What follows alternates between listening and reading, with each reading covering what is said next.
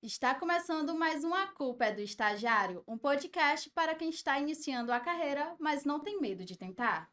Eu sou Sol Castelo Branco. E eu sou a Lília Pamela, e hoje abordaremos um assunto importante para a nossa democracia: o jornalismo político e a juventude. Para essa conversa, temos a honra de receber o jornalista político Ezequiel Araújo.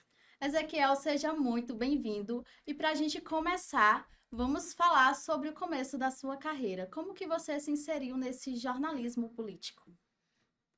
Boa tarde, né? Prazer, a Lilian, prazer então a Sol, obrigado também a toda a equipe aqui do Piauí hoje.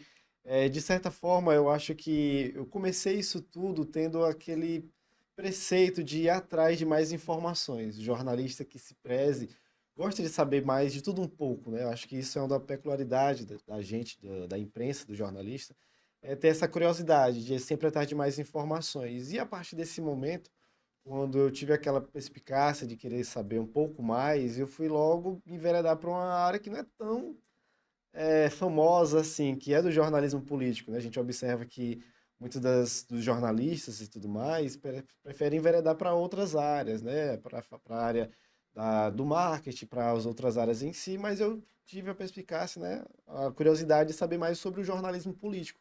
E que sentido, de como a política ela pode impactar não somente a minha vida, mas também a vida dos outros cidadãos, da sociedade em si e saber como isso acaba então impactando a nossa vida de todas as formas possíveis, desde a tarifa, como é que é construído a tarifa da bilhetagem eletrônica, né, a tarifa do ônibus em si, como é que é precificado, como é que é dada ali a precificação dos preços dos produtos, serviços em si, e também como é que acaba impactando na qualidade dos serviços públicos, seja ela a educação, a saúde, a mobilidade urbana, a segurança. E a partir desse momento, quando a gente acaba então tendo essa perspicácia de saber um pouco mais sobre isso, eu fui então querer saber mais informações, né? Beber dessa fonte em si, de como é que funciona não somente isso, mas também sobre os bastidores do poder, o que que ali acaba circundando, né? Circulando nos bastidores do poder e, claro, tentar trazer isso, transmitir isso para a população na linguagem, né? Na linguagem clara, acessível, de responsabilidade, para que todos possam entender cada vez mais sobre os bastidores da política. Ezequiel, como você disse, você se especializou nos bastidores do poder do Piauí e a gente queria saber em que momento você percebeu que isso era sua vocação. Olha, uma vocação em si, eu acho que acaba a gente identificando a partir do momento que a gente quer saber mais sobre aquele conteúdo, né? Porque vocação, eu acho que acaba que você acaba identificando aquilo com o passar do tempo. Então, eu acho que foi nesse sentido, de querer saber mais sobre isso. E eu acho que o jornalismo político tem muitas dessas nuances, né? Porque não é somente saber o que aquele determinado político está conversando sobre aquele assunto em si, mas realmente poder entender mais. Até porque muitos dos jovens de hoje em dia, a população não se interessa por política. Só vai realmente querer saber mais de fato sobre a política quando está mais perto, né, das eleições que acabam todos os olhos da sociedade se voltando ali para os bastidores de como é que acontece um pleito eleitoral em si. Então, eu acho que a partir do momento quando a gente identifica como é que a gente quer saber os rumos da nossa sociedade e como isso impacta diretamente no nosso dia a dia, na nossa vida, acabou então que eu tive esse insight, né, para poder entender mais e mais sobre a política em si. Eu acho que é mais ou menos nesse sentido também que a gente pode auxiliar participando, né? Como é que eu posso auxiliar nessa construção da sociedade? Porque muito se fala de, eu vou querer construir a sociedade sendo um médico, sendo um doutor, mas nunca ninguém quer saber como é que a gente pode dar a nossa colaboração trazendo a informação clara, acessível. Porque apesar de hoje em dia a gente ter aí as redes sociais, a internet, a palma da nossa mão, nem sempre isso é a informação que se preza, uma informação de qualidade. E a gente, jornalistas em si, a gente tem essa grande missão, que é tentar, ao máximo possível, traduzir a realidade, mas com a responsabilidade, a credibilidade, a imparcialidade, que também é muito importante. Eu acho que é mais nesse viés também. Ezequiel, quais foram os desafios que você encontrou nessa caminhada da análise crítica e a seriedade que leva ao jornalismo político? Sobre os desafios, eu acho que foi mais tentar traduzir, tentar manter a independência, mas tentar trazer o jornalismo ético e responsável. Porque um dos dos meus desafios maiores durante a abordagem da política em si é a construção das fontes. São muitos políticos, no começo é muito difícil de você saber o nome de cada um, o partido de cada um, se ele é da oposição, se ele é da base, se ele é ali um político independente, ou seja, de certa forma ali mais ligado ao centrão, mas em que determinados assuntos acaba que ele se posiciona ou mais para o governo, ou mais oposição.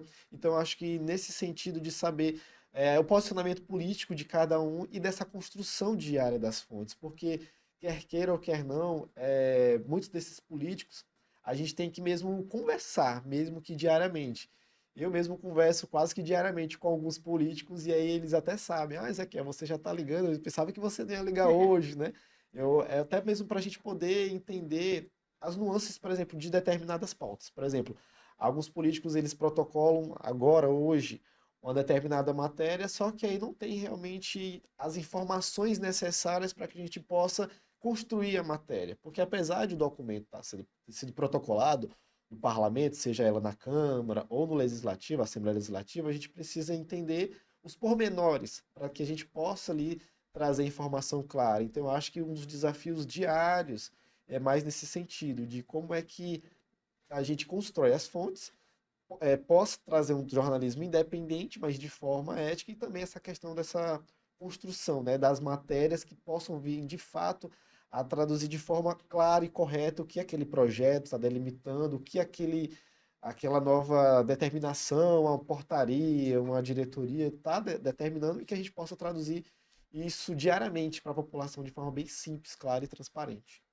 Como você disse, existe uma percepção comum de que o jovem ele não se interessa por política. Na sua visão, você acha que isso corresponde à realidade do Piauí?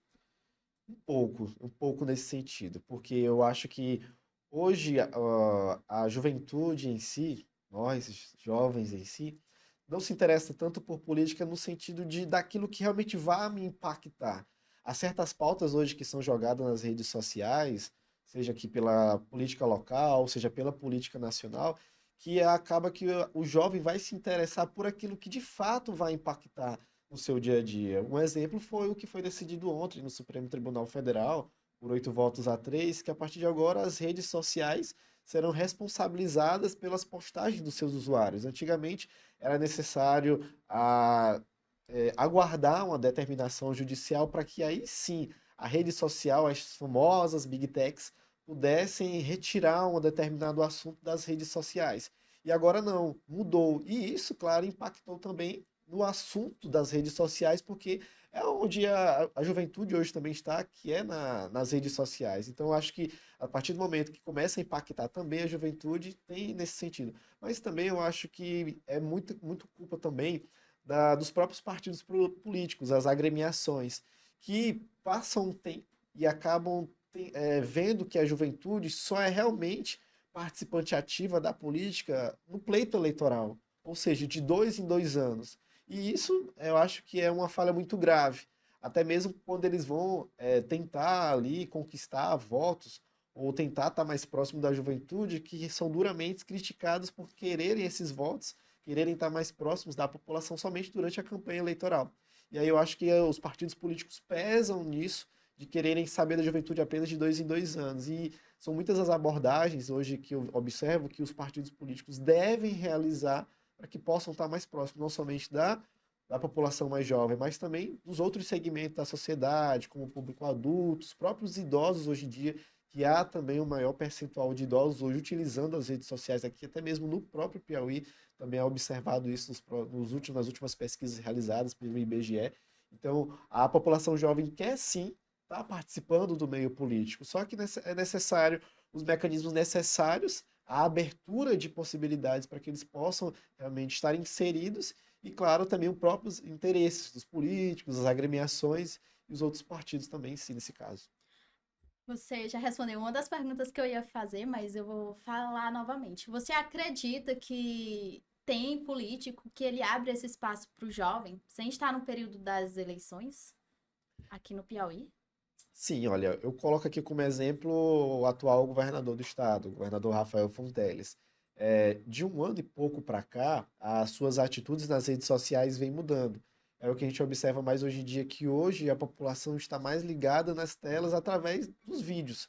Até mesmo a própria didática que a gente observava no Instagram, hoje em dia mudou, a gente observa muito mais, não as imagens estáticas, e sim os vídeos, que são realmente aqueles que trazem uma repercussão maior. Não somente o Instagram, mas o TikTok, até mesmo o próprio X, antigamente Twitter, mudou auxiliando também nesse sentido. O próprio YouTube também, pelos InShots, hoje a gente observa mais esses vídeos curtos. E hoje também, hoje em dia, há certos políticos que, claro, não podem ficar de fora desse papel das redes sociais, dos próprios, que é onde está a população mais jovem. Então, por exemplo, o próprio governador Rafael Fontelli já tem uma abordagem mais diferenciada nas redes sociais, justamente para que possa ali estar nessa onda das redes sociais, de vídeos mais curtos e vídeos interativos, vídeos ali, como a gente chama ali, das trends, que a gente observava apenas no TikTok, mas hoje já se proliferou também para as outras mídias sociais, e até mesmo o próprio prefeito da cidade de Recife, João Campos, que é um dos também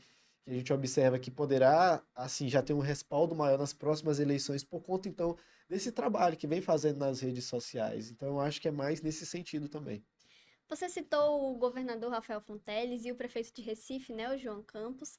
E se você pudesse citar outras figuras políticas, piauienses principalmente, que de fato dialogam, né, com essa nova geração, quem você estaria? Olha, eu cito também o próprio vereador de Teresina, Eduardo Dragalã, né, um dos vereadores também que a gente observa ali nos bastidores, que também tem essa comunicação.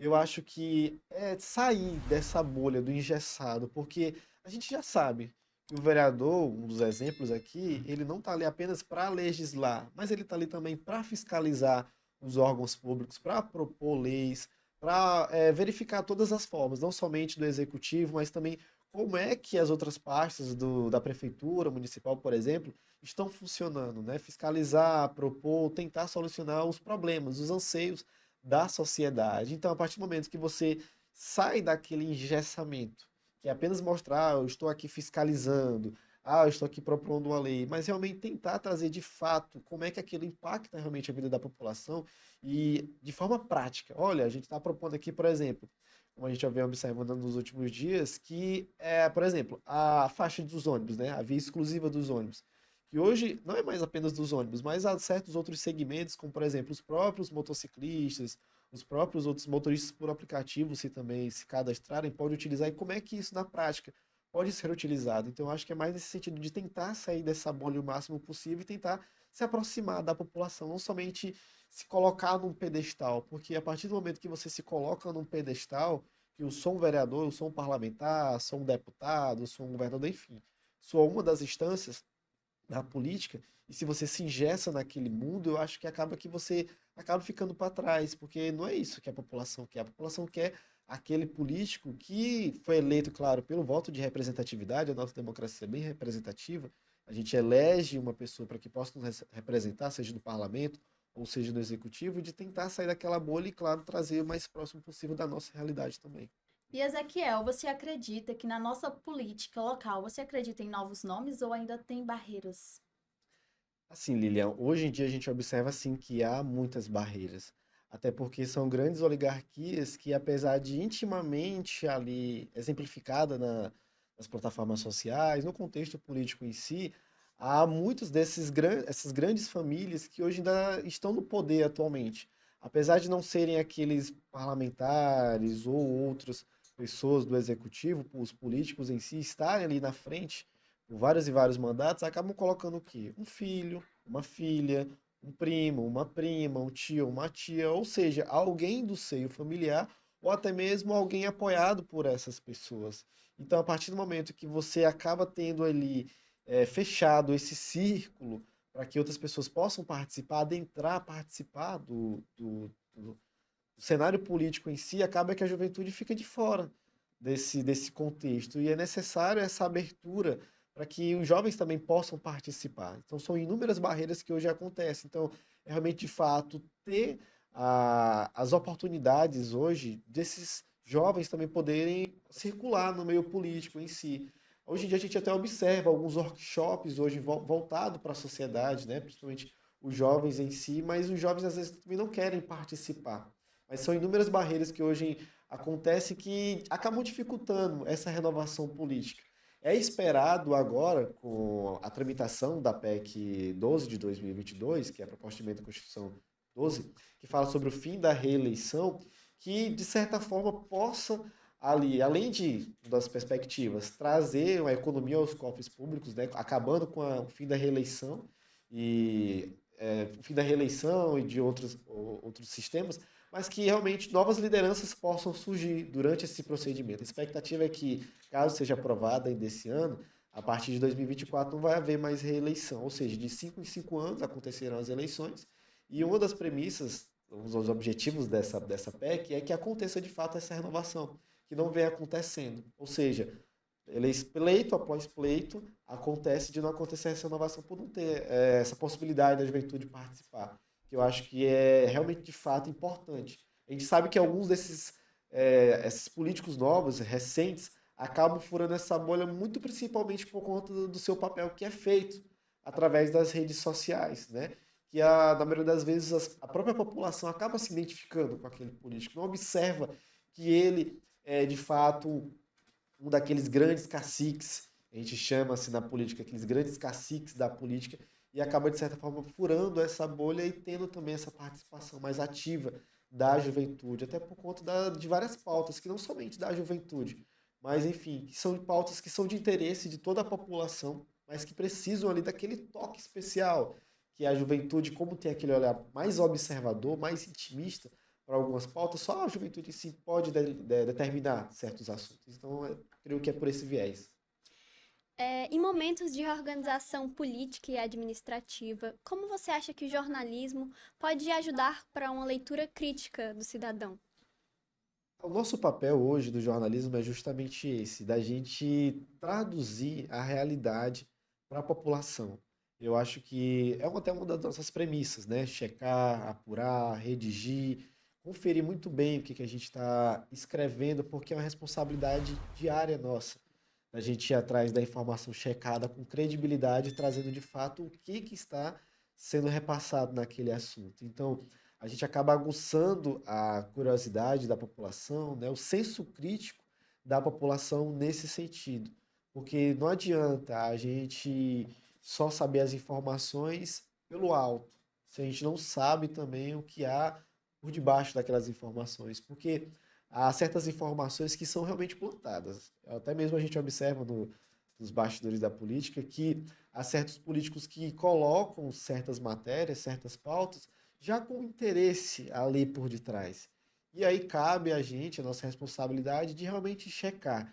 Não colocar ali, eu já estou aqui com a informação pronta e por conta disso eu não vou precisar utilizar os princípios do jornalismo para que a gente possa realmente saber de fato que aquilo é informação de credibilidade. Então, a partir do momento que a gente traz para nós essa responsabilidade que é dessa informação checada e com credibilidade, eu acho que é um dos desafios da gente também trazer a informação. Porque a sociedade, apesar de a gente observar que há vários meios de comunicação hoje, é muito mais fácil de você colocar um portal, são plataformas de graça, que possuem até mesmo as próprias redes sociais auxiliam nesse sentido, mas cabe aos 4 anos, fazer valer os 4 anos de jornalismo que a gente tem. E eu acho que é um dos grandes desafios da gente é isso, porque a população confia na imprensa. Apesar dos apesares, saíram até algumas pesquisas recentes da ABERJ, a Associação Brasileira de Rádio e TV, que a população hoje ainda confia muito na televisão para se informar de política. Ou seja, a televisão, apesar de estar perdendo ali para outras telas, os streams, né, outras plataformas, a televisão convencional em si ainda é muito assistida justamente por trazer esse ar de confiabilidade que a população tem hoje. Então, a partir do momento que a gente traz essa nossa missão de informar de forma checada, com todo o rigor que deve priorizar o nosso papel do jornalismo, é aí que acaba traduzindo o que a população realmente quer, que é essa informação para que ela possa realmente pensar, né? Trazer esse lado A, lado B, e somente a população, somente ela, que vai dar o veredito final. Se é aquilo ou se não é, mas que a informação checada e correta é a que a gente está traduzindo. Ezequiel, e como é que você mantém a sua integridade profissional diante de tantas pressões políticas? Como você acredita também que outros jornalistas mantêm ela? Porque a gente sabe que pressões políticas tem toda hora, mas como é que você faz isso? É muito difícil, porque no jornalismo político a gente está em conversação diariamente com inúmeros personagens. Não somente os políticos, mas também o próprio judiciário em si a gente também conversa, também mesmo para saber o rigor da lei, como é que aquela lei é elaborada, como é que ela realmente impacta na população. Então são muitos personagens ali que acabam dialogando com a gente e de certa forma tentam ludibriar o que a gente está escrevendo. É até algo curioso que certa vez eu escrevi sobre algo, né? E um político não gostou, mas realmente, de fato, a informação era aquela. Ele não, ele se chateou porque a informação ali, de certa forma, preconizava o que ele estava falando, né? Mas era a informação correta era aquela. E se é de interesse público, interesse da população, não adianta. Eu acho que vai muito dos seus princípios éticos. Eu sou Ezequiel, eu vou traduzir o que realmente a informação é essa. Então, a partir desse momento que eu tenho essa responsabilidade com o meu leitor, com o meu ouvinte, com o meu telespectador, eu acho que pode vir inúmeras pessoas atrás de você para tentar corrigir alguma matéria, tentar informar de outra forma, né? E até mesmo, às vezes, a linha editorial do meio de comunicação, às vezes também não ajuda. Por exemplo, há muitos meios de comunicação, é até um tema polêmico, há muitos meios de comunicação, até mesmo aqui da nossa própria imprensa, que, quer queira ou quer não, acabam sendo vendidos para certos políticos. E a gente sabe por alguns meios de comunicação que não falam sobre aquele político mal ou sobre aquele partido mal, mas e por conta disso não podem divulgar determinadas informações. Mas eu acho que a informação não é essa. A partir do momento que a gente tenta cercear o que é de fato de interesse da população, que a população deve saber, eu acho que a partir do momento a gente acaba desvirtuando o nosso princípio da ética jornalismo, que é tentar trazer isso o máximo possível para a imparcialidade. A imagem é verdadeira, a imagem é unificada, mas a imparcialidade é que deve prevalecer sempre, independentemente de interesses políticos, o próprio mesmo interesse do próprio meio de comunicação que a gente está trabalhando naquele determinado momento. Ezequiel, para os estudantes que nos escutam, que são interessados por jornalismo ou ciência política, qual conselho você daria para eles que estão começando agora? O conselho que eu dou é que não desistam. Apesar de o diploma do jornalismo não ser reconhecido, isso de forma oficial, mas hoje muitas das pessoas e mesmo as próprias empresas reconhecem o jornalismo. Então, o diploma de jornalismo, mas aí eu digo aos próprios estudantes que não desistam. São muitos percalços que a gente acaba tendo durante esse processo, desacreditando por que eu estou fazendo jornalismo, por que eu poderia estar fazendo algum outro meio de comunicação, mas se é aquilo que realmente você gosta, que é a comunicação, que é informar, que é estar nesse meio comunicacional, não desista. Estude o máximo possível, se atualize. Se você gosta de ler, melhor ainda, porque um jornalista que não gosta de ler, eu acho que realmente não pode ser declarado como jornalista. Porque a gente precisa realmente se atualizar. A gente gosta de ler, a gente gosta de estar informado sobre tudo. Então, o conselho que eu dou é que não desista. Se informe realmente em portais, rádio, TV, meio impresso também, mas se informe de um jeito correto para que você possa ali ter o arcabouço necessário através de meios de comunicação confiáveis. E também vá atrás também de conversar com outras pessoas para que possam ali enriquecer outros personagens, principalmente não somente os renomados, mas também aqueles que estão também começando. Porque o nosso desafio diário é esse, é de escutar, mas também de poder traduzir o que a gente está escutando de forma clara, limpa e transparente. Então, eu acho que o recado que eu dou é esse: não desistam, vão atrás, se informem. E o jornalismo hoje só existe porque hoje você está estudando. Porque eu acho que a partir do momento que não existe os estudantes, que não existe essa nova safra no jornalismo, principalmente o jornalismo político, acaba que isso tudo vai ser dar papel, dar palco às novas IAs, né, às inteligências artificiais, que de certa forma, apesar de terem ali um grande arcabouço de dados, né, banco de dados robusto das big techs, enfim, dos data centers, melhor dizendo, mas sempre precisa da gente, o ser humano, que consegue ali, através da sua inteligência, discernir o que é certo, o que é errado, o que não é robotizado. Então, tentar o máximo possível e estudar o máximo possível e nunca desistir. Eu acho que esse que é o recado que eu deixo aos nossos colegas da imprensa e outras pessoas também. Ezequiel, muito obrigada pela sua presença. Foi uma conversa muito construtiva. Eu tenho certeza que quem está em casa gostou bastante e também ajudou a pensar no nosso Piauí mais consciente,